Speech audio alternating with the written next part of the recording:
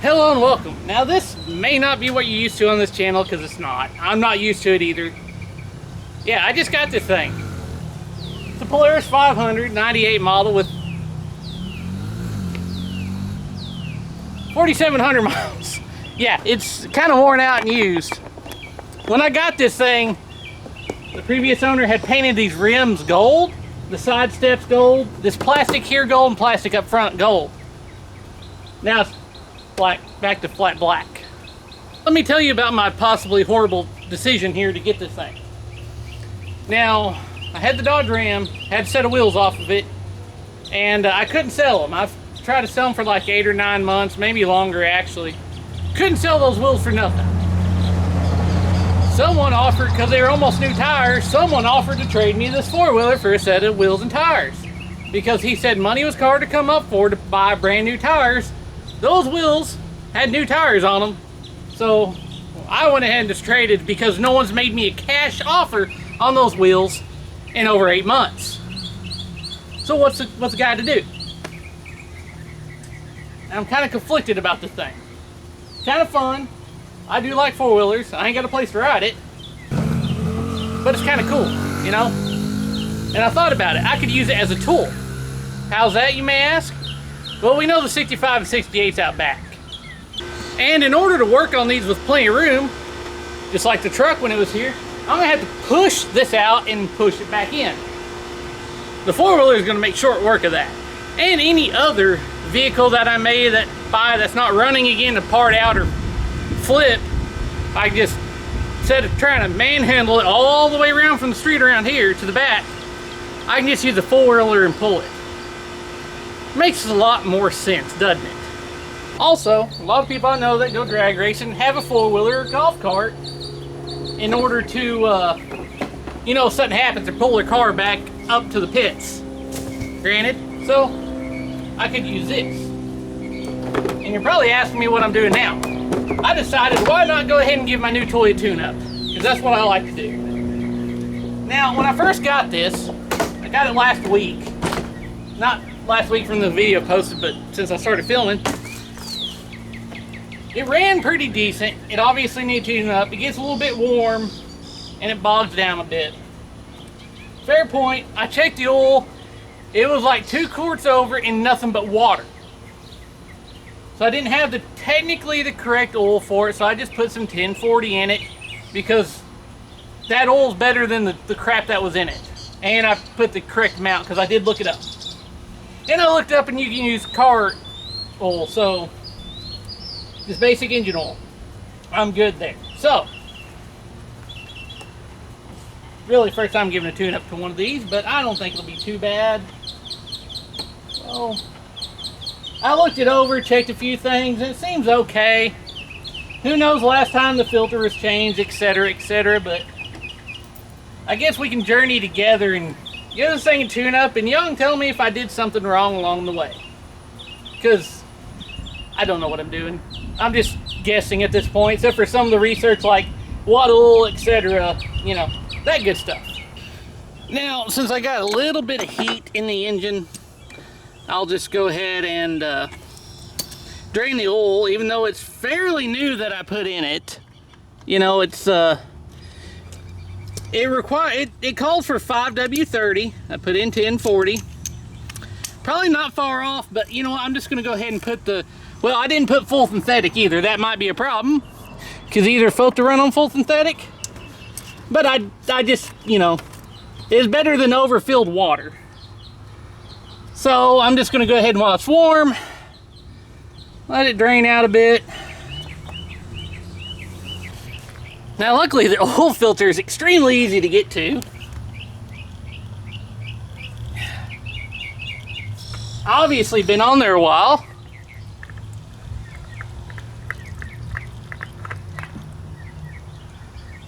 And it looks like just oil that I had in there came out, so it's not too runny.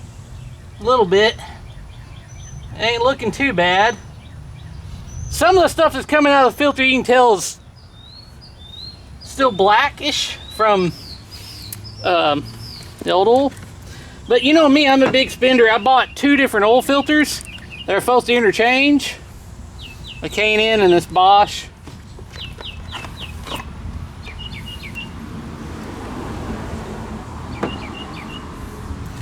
And I was kind of just debating on which one to use. I think I'll use the Bosch now and then later, because it's a bigger filter than this one and the K&N.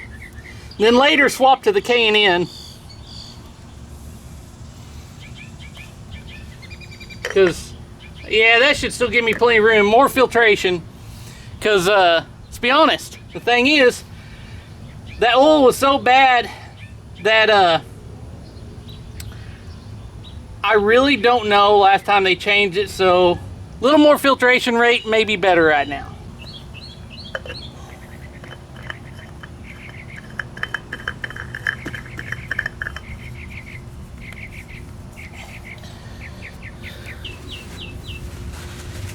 Now another thing I did was after the first ride, I did wash out the radiator up front and got a bunch of dirt out of there, so I was hoping that would help.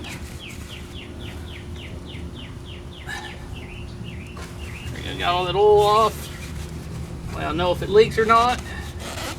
Good, good, good, good. Plug back in. It's drained out. Then we'll just fill her back up. Now it's time for the oil, which I said I did some research online. I could have probably gone a little bit thicker because how many hours on it? I think it's a little bit worn out, especially from out of the water, but I'm just going to go ahead and see how it does with the 5W50, like it says, recommends. And the one I bought, and keep in mind, everything on this video, I am not sponsored by. I just haven't picked this because I looked on Summit and they had it, and I thought it'd be the best for it. Yeah.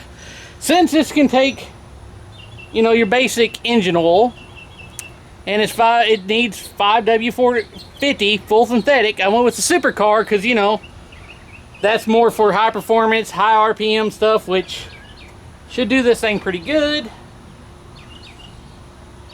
And I looked it up, it said 2 quarts, so that's what I'm going with. Alright, the next one is because we care about the environment. We want to make sure we go green, right? Because it's good for the environment to go green.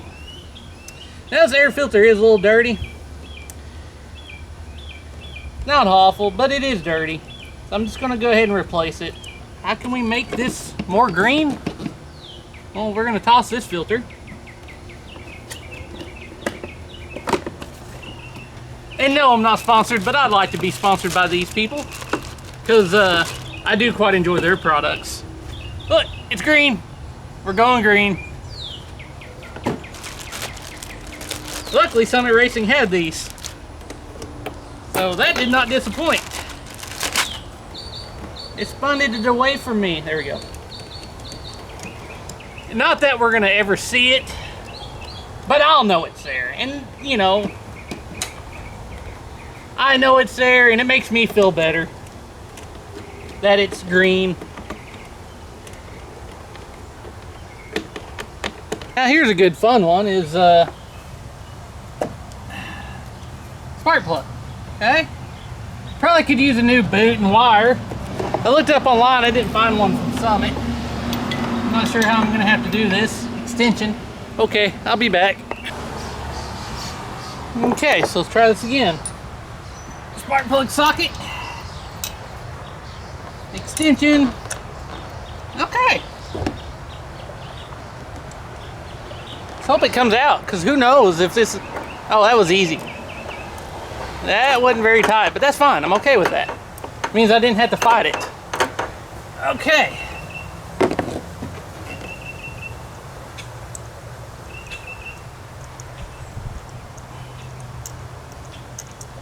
Here's the thing, I really don't need this thing to go really fast, but you know what? I like it to run well, and maybe too well. It also has automatic with high and low as well. Not that it matters to me. If I take it to a drag strip and pull vehicles, well, it won't really matter unless someone falls in the sand pit.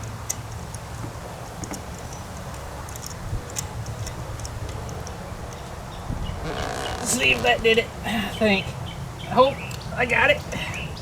Nope, not yet. I'm sure someone's yelling at me like, oh, do it this way, and I can't hear you because, well, by the time you see this video, it's over. I mean, that's not really bad, actually. Looks all right. But, and I know this is everyone's opinion, but I'm going to change plugs anyway, and I'm going to change to my style of plug. Now, I've been running these plugs for 20 years, legitimately. I've never had a problem out of them, and I'm going to keep using them. Everyone has a preference to spark plugs. We're going green again. You know, hey, some people don't like them. I've ran them for 20 years, no problem. But to each their own. Uh-oh. That'll still fit down in there. Oh, wait a second. Okay. This one actually is called for the Polaris. Specifically. Okay? And this is a car plug. Oh. Yeah. Would you look at that? It's kind of funny. Whatever they put in there is a little bit different from this, so I gotta go get my other spark plug socket. So when I looked this up, I did look at this and the other plugs, and they all look like this that was listed for the Polaris. What I pulled out did not look like any of them pictured, so may not been the right one. Of course, what I have may not be the right one either. Who knows? Because my socket now don't fit. Alright, I'm going to have to research that later because it's weird, because when I looked up online, it showed the fat style plug, but this is not a fat style plug. The fat style plug socket does not fit in there, or any of the ones I have. So, this one looks like it's firing fine though. I think he also left one here. Ah, that's weird. There's one in the back. They don't look like they match either.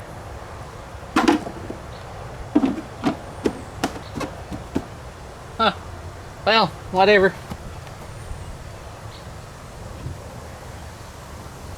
It looks okay.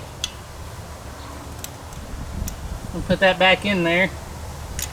Now there is something I'd like y'all to see, and it's actually like, you see that's starting to split.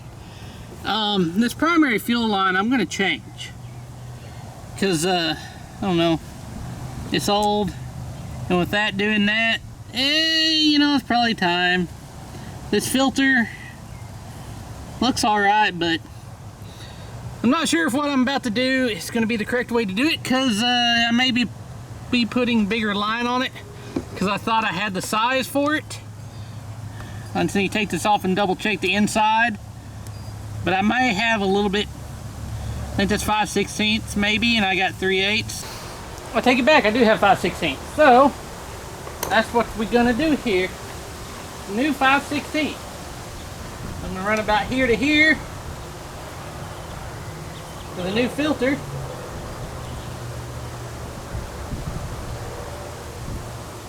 Made me put the new filter a little bit closer away from that thermostat. Maybe they'll help it with a new fuel filter, because I mean, you know, why not? Well, probably for the better. A little bit bigger so it'll hold more fuel. Maybe it won't run out. I don't know if that's actually is what's happening, but you know. Alright, so went from this to that. It's a little bit bigger on the inside, same on the outside. Just had trouble clamping on the carburetor because it was the fuel pump here. It didn't take that much to screw it down to stop it from leaking and where it tightened down. The fuel pump seemed like it had a smaller inlet. But you can also see, maybe, fuel filter versus fuel filter. It's going to hold a little bit more fluid in here now.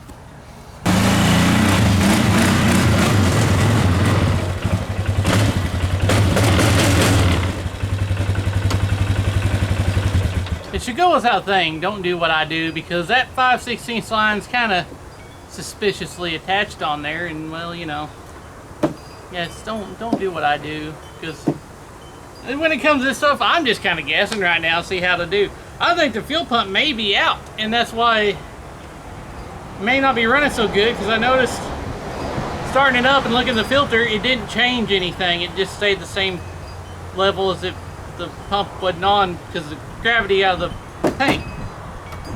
So yeah, got plenty of fuel though, so let's see what it can do now, I guess.